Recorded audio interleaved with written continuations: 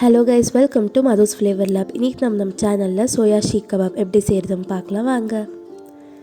இதை செய்கிறதுக்கு ஃபஸ்ட்டு ஒரு 250 கிராம் சோயாவை சுடுதண்ணியில் சேர்த்து 10 நிமிஷத்துக்கு அப்படியே விட்டுருங்க.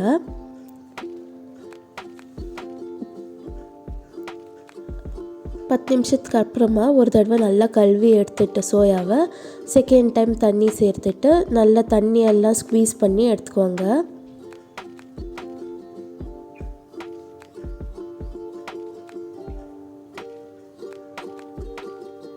சோயாலேருந்து நல்லா தண்ணியெல்லாம் பிழிஞ்சு எடுத்ததுக்கப்புறமா ஒரு மிக்ஸி ஜாருக்கு ஒரு 20 பல் பூண்டு சேர்த்துக்கோங்க. ஒரு சின்ன துண்டு இஞ்சி, 6 பச்சை மிளகா, அப்புறம் 2 பெரிய சைஸ் வெங்காயத்தை கட் பண்ணி சேர்த்துக்கோங்க.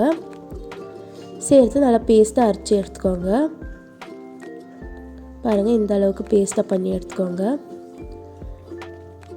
அதே பேஸ்ட்டுக்கு இப்போ ஒரு கை நிறைய பொட்டுக்கடலை சேர்த்துட்டு அது கூடவே நம்ம பிழிஞ்சு வச்சுருந்தோம் இல்லையா சோயா, அதையும் சேர்த்து அரைச்சி எடுத்துக்கோங்க. சோயாவை நல்லா பேஸ்ட்டாக அரைக்கணும்னு அவசியம் இல்லை, கொஞ்சம் குறைன்னு அரைச்சிக்கோங்க.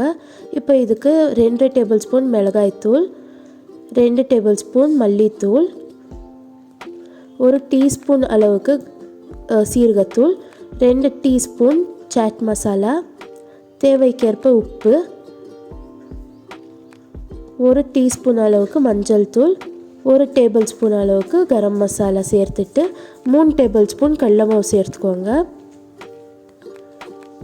சேர்த்துட்டு நல்லா கலந்து எடுத்துக்கோங்க. நல்லா கலந்ததுக்கப்புறமா இதை ஷேப் பண்ணிக்கலாம். நான் வந்து சாப்ஸ்டிக்ஸ் யூஸ் பண்ணி தான் இந்த மாதிரி ஷேப் பண்ணியிருக்கேன்.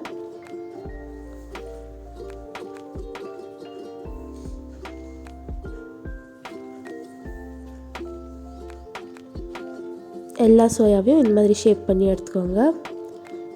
எண்ணெய் நல்லா ஹீட் ஆனது உடனே நம்ம ஷேப் பண்ணி வச்சுருக்க சோயாலாம் எண்ணெயில் சேர்த்துட்டு கோல்டன் ப்ரௌன் ஆகிற வரைக்கும் ஃப்ரை பண்ணி எடுத்துக்கோங்க.